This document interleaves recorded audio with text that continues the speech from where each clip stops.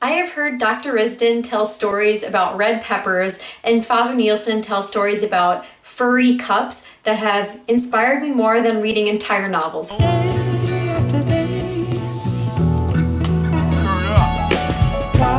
Hello everyone, in this video clip, Dr. Risden and Father Nielsen discuss what inspires them. I was really curious about this because these two men seem impossibly inspired all the time. I mean, it just oozes through their teaching and oozes through their work, and I wondered how they tapped into that and if that's something that anyone could harness or if they felt it was a part of their personality and their worldview.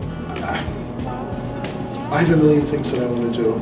There's no shortage. There are other things that I'm obligated to do that inhibit that possibility, and that becomes frustrating. So much of studio work, as I'm sure it is with writing here, is time dependent. I mean, I can't be looking at the clock, I can't be. If I'm thinking that I have an appointment in an hour, that will inhibit the process. Yeah, the environment that you poor students are in all the time doesn't foster your creativity. It puts lock after lock on your time, and strain after strain on your psyche, and that's not what you need. But I'd echo exactly what Father Jim said about I have no shortage of ideas. In my 20s, I had vague notions and no strong sense yet of where to go with them. But by the time I hit about 30s, I remember reading Stephen Crane's letters that he had just got to the point as a writer where he could turn the creativity on or off like a spigot. And I thought, wow, wouldn't that be the place to get to? And you know, it took me till I got in my 30s before that started to happen. So where do you draw that inspiration from? Is it just from everything? Is it hard to like even put a name on it, or is it from specific sources, do you think? It might have been specific sources when I was younger. I mean, there would be reliable places to be inspired. That sort of business museum, would be an obvious choice here. But as you get older, you begin to recognize, that beauty is speaking to you constantly, continually, wherever you might be. And all right. St. Norbert College, I mean, this is an epicenter of inspiration in so many ways. On any given moment, any given day, that sort of business here. And so the snobbery of the feeling I could only work if I were in Paris or New York. When I was 20, I thought that's what you had to do, right? I'm never going to succeed unless I'm working in New York or in Paris, or else I'm not an artist here. And in Sleepy Little de Pierre, I mean, this really animated my creativity. It just takes awakeness to what's out there. Oh wait, there it is. That's beautifully said, as usual. That's right. That's why they made me. I was writing this down. I know.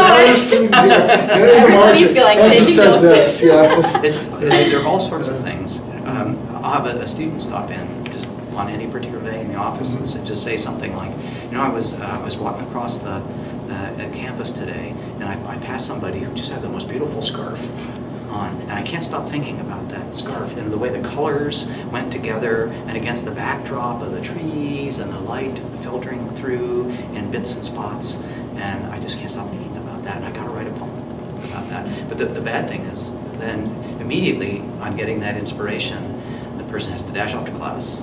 I tell my students this apocryphal story about Leonardo da Vinci, who had this alleged reputation for following people through the streets of Florence here because the way the light might have fallen on the cheek or something like this, or this particular velvet that the person might be wearing, or the cut of the garment, and he couldn't stop thinking. And today we would call that a stalker, right? She was creeping on me.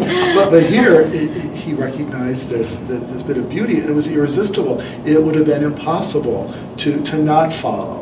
To not want to trail that, to not want to burn that into his memory, and then recreate that somehow, or recall that. And so, wherever one might be. Right? Thank you very much for watching. If you enjoyed that bit of the conversation, why don't you check out the 2 other video clips I have linked below, or my full video conversation with these 2 professors.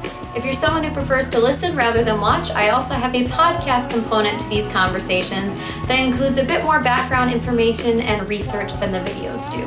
All the links to that will be down below. And if you're feeling especially charitable, you can hit the like button or subscribe. It'd be much appreciated. I'm groveling. But anyway, thank you very much for watching, and I'll speak to you soon.